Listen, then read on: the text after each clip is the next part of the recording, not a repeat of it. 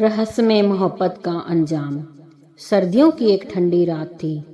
पहाड़ों से घिरी एक खूबसूरत लेकिन सुनसान घाटी में एक पुराना हवेली नुमा होटल था जिसे सफर हवेली कहा जाता था। यह जगह जितनी सुंदर थी उतनी ही रहस्यमय थी। इस होटल के बारे में कहा जाता था कि यहाँ आने वाले जोड़ों में से कुछ गायब हो जाते हैं और उनकी कोई खबर नहीं मिलती। रवि और निधि एक नवविवाहित जोड़ा इस जगह पर हनीमून मनाने आए थे। दोनों ने इस हवेली की रहस्यमय कहानियों को सिर्फ एक अफवाह समझा और यहाँ ठहरने का फैसला किया। रवि को रोमांच पसंद था और निधि को उसकी यही बात आकर्षित करती थी। हवेली का प्रवेश द्वार लकड़ी का था जिस पर खूबसूरत नक्काशी की गई थी। हवेली के अंदर का माहौल ठंडा और थोड़ा अजीब था। स्वागत करने वाला व्यक्ति, जिसकी आंखों में एक अजीब चमक थी, बोला, आपका स्वागत है।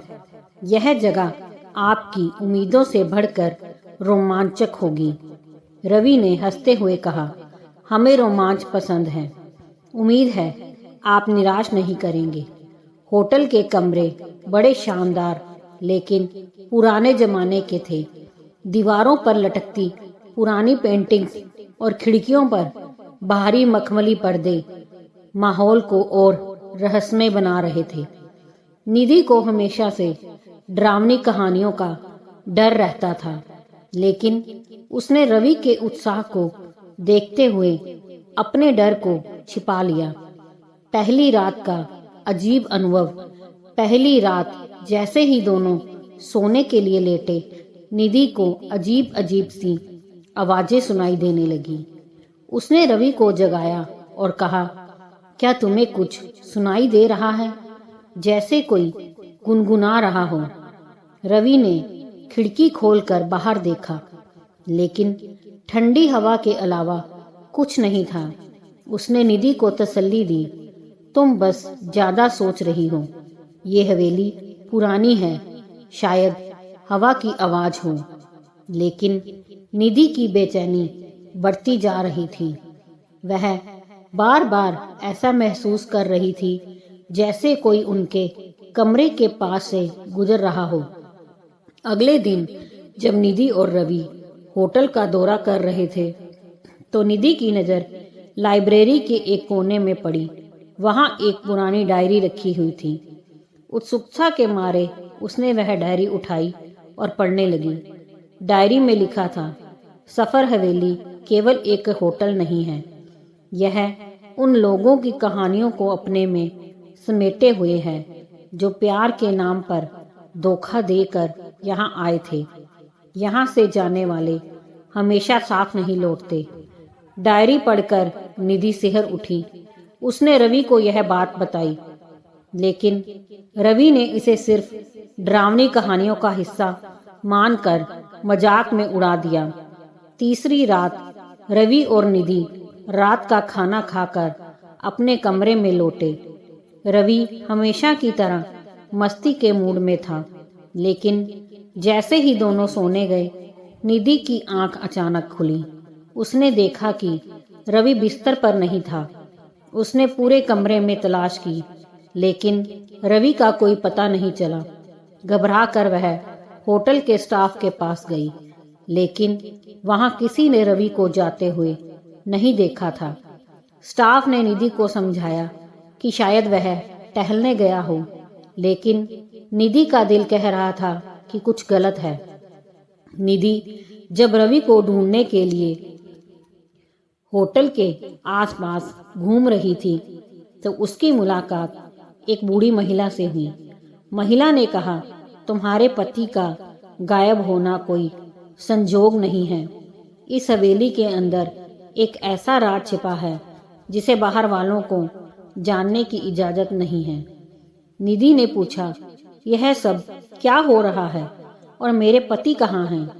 महिला ने कहा, इस हवेली में जो लोग आते हैं उन्हें उनकी सच्चाई के आधार पर आंका जाता है।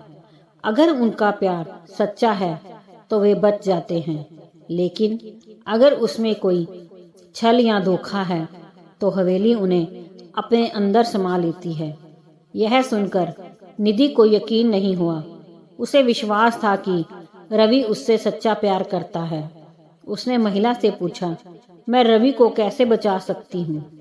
महिला ने कहा, तुम्हें हवेली के उस तहखाने में जाना होगा जहां अब तक के सभी जोड़ों की किस्मत का फैसला हुआ है। लेकिन ध्यान रखना, वहां जाना खतरे से खाली नहीं है। निधि ने हिम्मत जुटाई और तहखाने का दरवाजा ढूंढने लगी। आखिरकार उसने हवेली के एक पुराने कोने में तहखाने का दरवाजा पाया। जैसे ही वह अंदर गई, वहां का दृश्य उसे दहला देने वाला था। दीवारों पर अजीब आकृतियां बनी थी।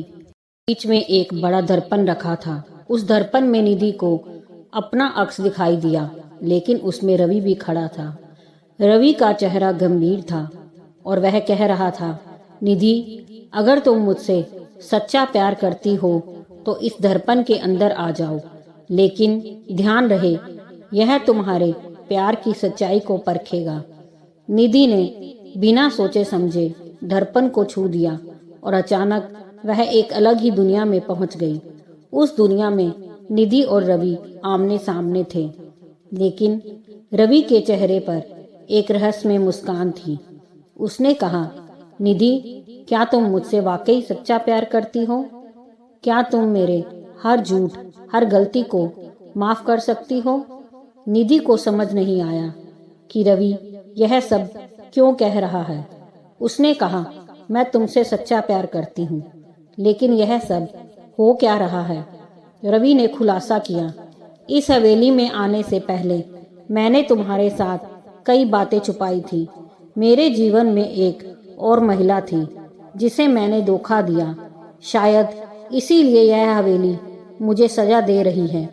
निधि की आंखों में आंसू थे, लेकिन उसने कहा, रवि, मैं तुम्हें माफ करती हूँ, लेकिन तुम मुझसे वादा करो कि आगे से हमारे बीच कोई झूठ या धोखा नहीं होगा। रवि ने वादा किया और अचानक वह रहस्यमय दुनिया गायब हो गई। अगली सुबह जब निधि की आंख खुली तो वह और रवि अपने कमरे में थे। सब कुछ सामान्य लग रहा था, जैसे कुछ हुआ ही ना हो, लेकिन दोनों के दिलों में अब नई गहराई थी। हवेली से जाते समय वही बूढ़ी महिला दिखाई दी। उसने कहा, तुमने अपने प्यार की परीक्षा पास कर ली। अब जाओ और इसे हमेशा सच्चा प्यार बनाए रखना। निधि और रवि ने एक दूसरे का हाथ थामा और अपनी नई जिंदगी की शुरुआत की। सीख, प्यार की असली परीक्षा ईमानदारी और सच्चाई में होती है। रिश्ते को मजबूत बनाने के लिए भरोसा और माफ़ी सबसे अहम होती है। दोस्तों, अगर कहानी पसंद आई हो तो लाइक, सब्सक्राइब, शेयर जरूर कीजिए।